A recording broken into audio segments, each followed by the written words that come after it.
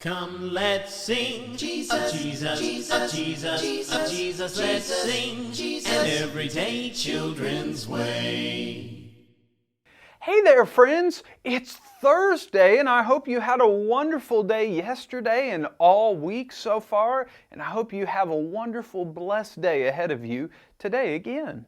Now, friends, all this week we've been talking about the spooken things of God, the things that God has spoken to us in the past. And in the Old Testament, we've been looking at the book of Exodus to get ourselves ready for the plagues of next week, not so much today, but going through the plagues next week. And we've talked about how God has spoken to us through the Hebrew midwives, through the mother of Moses, and even through a bush. And today we want to talk about how God has spoken to us today through Pharaoh. Now, Pharaoh was someone we would say is president. It's just another term that the Egyptians would use the same way we'd use the word president. He was the ruler over the land of Egypt. And you know, when God had spoken to Moses through the bush, he told Moses, I want you to go to Pharaoh, and I want you to tell him, let my people go. Well, the problem with that is it wasn't that God had a problem, but rather Pharaoh had a problem with what God had to say.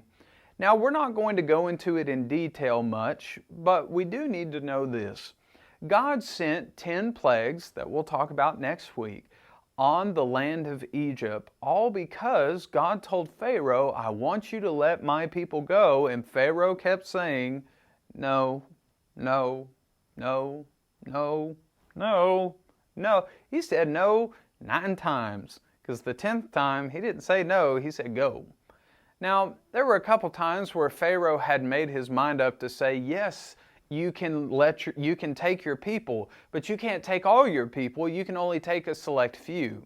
But God said, let my people, that's all my people, go. And Pharaoh wouldn't listen to God. So God tried to change Pharaoh's mind. And you know, the Bible uses an interesting phrase or a set of words to describe how Pharaoh responded to God. And it would say this in 2 ways. In one way, God hardened Pharaoh's heart, and Pharaoh hardened his own heart. What does that mean, and what does Pharaoh say to us today? Well, before we talk about that, let's go sing a song with our friend Paul, and I'll see you in a few seconds. Let's go sing. Sing Christian songs with Paul. Thanks, E.T. Hey, kids, would you like to sing another Christian song? How about I Will Call Upon the Lord? I will call upon the Lord, who is worthy to be praised. So shall I be saved from my enemies. The Lord liveth, and blessed be the rock, and let the God of my salvation be exalted. The Lord liveth, and blessed be the rock, and let the God of my salvation be exalted. I will call upon the Lord.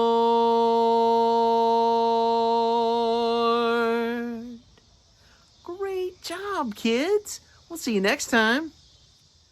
Hey there, friends. You did such a great job singing with Paul. And Paul, as always, friend, you did a beautiful job singing with our friends. Friends, thank you. Paul, thank you. And God says to both of you, thank you for singing to him. Now, when we left, we were talking about how Pharaoh speaks to us today. Now, more than likely, he's in a tomb somewhere, either completely rotted away, and that's really scary and really grim. That's gross. We don't want to think about that. But how does Pharaoh speak to us today? Did you know that when God told Moses, I want you to go to Pharaoh and tell him, let my people go, Pharaoh wouldn't do it at least 9 times. And he changed his mind too many times, and God said, I'm not having this. So what the Bible tells us is that in one way, God hardened Pharaoh's heart, and in another way, Pharaoh hardened his own heart. You know, the best way to understand what this means is to go back through the book of Exodus and to realize that even God had told Moses, Pharaoh was very prideful. He knew he was king of Egypt, and back in those days, if you were known as the Pharaoh or the king of Egypt, then that brought about a couple of bragging rights. Some people thought that the Pharaoh was a god. Now, obviously, it'd be a lowercase g god. It was a false god, a fake god, and Pharaoh thought if anybody challenges me or tries to bully me, I'm going to put them in their place. But the difference with this problem is that God said, Pharaoh, I know you're king of all. I know you rule over the land, but you've got to let my people go. I've seen their oppression. I've seen their cries. It's time for them to leave. And Pharaoh didn't like that. But what does that have to do with hardening a heart? Did you know that if God were to tell Pharaoh something that Pharaoh didn't like, and Pharaoh tried really hard to do everything he could to make sure that what God said would happen, Pharaoh would try to make sure it wouldn't happen? That's an example of hardening our heart, or hardening his heart. And you know, we can do the exact same thing today. God may tell us to study His Word, to go to church, to pray, to do good things for others. But when we don't feel like doing something that God says and we think that that's absolutely wrong, even though God says it's right, we might be like Pharaoh and hardening our heart. You know how God hardens our heart? When He tells us to do something, and again, we don't agree with it.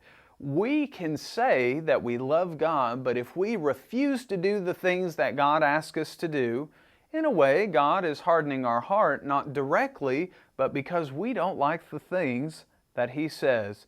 Now, friends, Pharaoh didn't have a good ending, and the things that he has spoken to us today rings loud and clear. Obey God and listen to what He has to say, because it could, in the end, save your life. And it will. Now, friends, that's all the time that we have today. Let's go work on our memory work, and I'll see you next time. Let's go.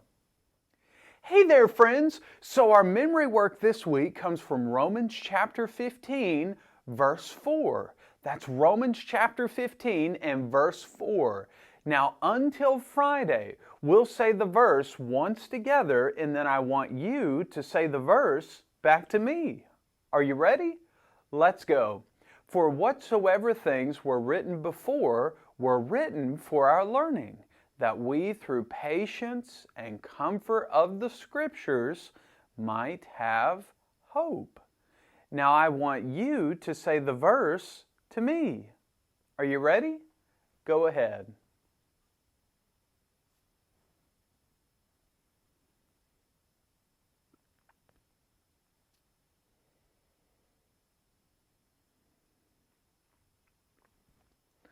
You did a fantastic job. That was even better than yesterday. Now keep on working on your memory work, and by Friday, you'll know this like a mastermind. So until next time, friends, see you later.